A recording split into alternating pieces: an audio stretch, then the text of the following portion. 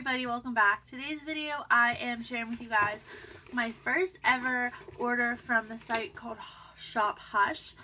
I've been so intrigued by this website. Actually, I've used the app because if you use the app you get free shipping on anything, so just a little fun fact about it. But I've been so interested in this website because they sell like a whole bunch of dupe palettes for high-end palettes. You know, everybody likes to save a little bit of money, or I don't know, if you kind of like the way a palette looks but you don't want to fork out like the $40 or $50, you could get a dupe with the same colors. I think that's awesome. So I placed an order with Shop Hush about, I want to say, almost a week ago. It took less than a week for my order to come, so their shipping is pretty good. Ordered the Artistry palette, and this is from Bad Habit, and this is a dupe for the Mario palette, the Master Palette by Mario from Anastasia, which you can no longer get your hands on, but I absolutely love the colors of it.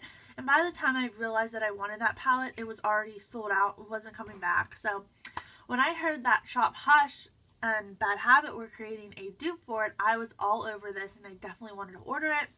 Now this is a dupe. It's not a ripoff, not just like the Master Palette by Mario. The palette's completely different. The colors are similar. The colors inside are similar, but they're in different placement than the original Master Palette by Mario. This palette, I have to say, when I first opened it, the quality is amazing. It is matte black. It's so like heavy and it just feels so luxurious. Like the mirror feels so nice, and this honestly feels nicer than my Lorac palette. That's kind of like in this same like cardboard situation. This was $12 on the Shop Hush app and with free shipping, and also if you're a first-time customer with Shop Hush you do get a free gift. So I got a free liquid lipstick. It says it's a lip gloss, but it's a liquid lipstick, and this is from Clean Colors, and they just randomly choose your shade. I don't think this is a shade that I would have picked. It's like a really bright orangey red, but I'm kind of glad I got it because I don't have anything like this in my collection. So that was just a freebie I got. I think those are like $1 or something on their website, but I'm going to open the palette and show you the mirror and everything. So this is the palette right here. The colors are absolutely gorgeous. You get 3 mattes, 9 shimmer shades. So you do get all your basic mattes. The only matte you don't get in this palette is like a matte to set your primer with, which is not a big deal to me because I usually have my setting powder right next to me and I just use that normally. But love the colors in this palette. I think this is a perfect everyday neutral palette with your few pops of color. You have like a blue pop, you have like a burgundy pop of color, and then you have more of your basic warm neutrals, which I love warm neutral colors. So I'm going to swatch it for you guys, and then I actually did my eye look today with this palette. I didn't film it, but if you guys do want to see me film an eye look with this palette, and I could definitely do that for you guys. And then lastly, I'm going to get into my thoughts and my review of this palette. So this first color I'm going to swatch for you guys is Pearl, and that's like a white gold shade.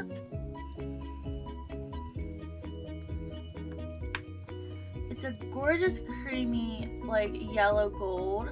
I said white gold, but I meant to say yellow gold. I love colors like that for the brow bone. Next I'm going to swatch Sophia. This is my favorite color in the palette. I think this color is absolutely beautiful. This is what I have today all over my lid. I love it. Next is the first matte in the palette, and that's a dark brown, and it's Tuscany. It's definitely warm.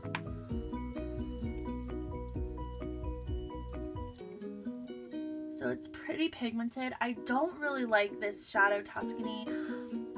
There's a lot of fallout, like as you can see, there's a whole bunch of fallout and it doesn't build well. As soon as I pack it on the outer corner, it kind of just blends away. So I'm not a huge fan of Tuscany. I'm definitely going to have to play with it more. This is more of a yellow gold too. It's just not as yellow as Pearl, and this is Daphne. Definitely super pigmented. I'm trying, my lighting's all messed up today, but I'm trying to show you guys as best as I can. So there's Daphne. Definitely not as yellow as Pearl, but it's a little bit more golden. This is Laurel, and this is a forest green. I haven't played with this one yet. Very pigmented. That one actually didn't have as much fallout as the other ones did. Next is that gorgeous like blue, and this is Siren. love that color. I cannot wait to put that one all over my lid. Next is kind of like the transition shade of the palette. It's like a little bit cooler tone, and this one is called Mona. As you can see, that shade has a bunch of fallout. These definitely kick up a lot of powder, but I do like that shade. It's a really nice transition shade. Shade is the pop of orange matte color in the palette, and this one is called Aria. I think this is a great outer corner shade, and even buffed into the crease as well. So there's Aria. Next we have a cooler brown, and this is called D'Orse. It definitely matches that transition shade really well. So warm brown shimmer shadow, and this is called Clint. I like this one a lot. It's definitely like an orangey shimmer shade.